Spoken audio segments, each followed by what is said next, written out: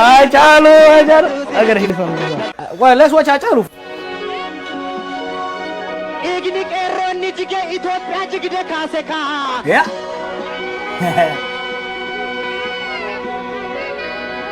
Eegni qeerroonni jigee Itiyoo Eertiraa walitti taraarse kaa.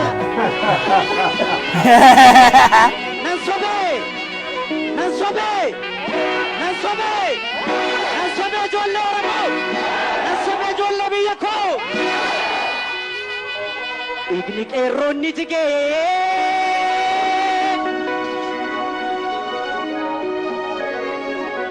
Eegni qeerroonni jigee biyya jigdee kaase kaa.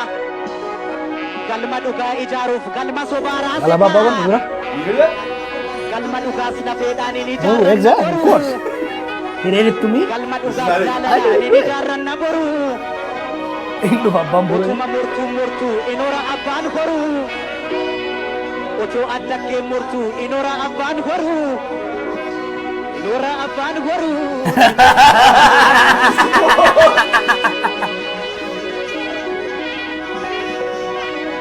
Abaayee bacholooni neeku. Abuukoo. Este man manti zaman malatan. Abaayee koobara nan beeku. Abaayee of na sassachiisa. Abaayee warri Ingiliizii. Abaayee xiyyaara tamaa. Oliga. Abaayee warri Ingiliizii. Abaayee roobbilaa tamaara. Abuukoo si fuudhee badoofo. Abaayee daranna abaara. Egaa si nangalaa. Haacaaluu agar hirrifamu.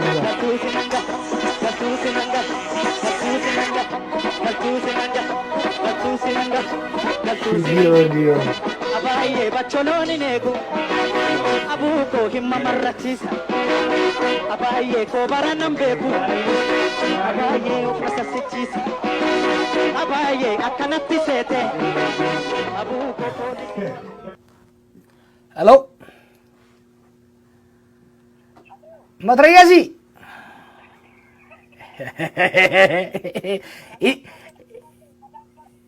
Si kok ani jara kok mami anu sodaadhaan si ilaalaa ture taa'ee tani maal jedha bakka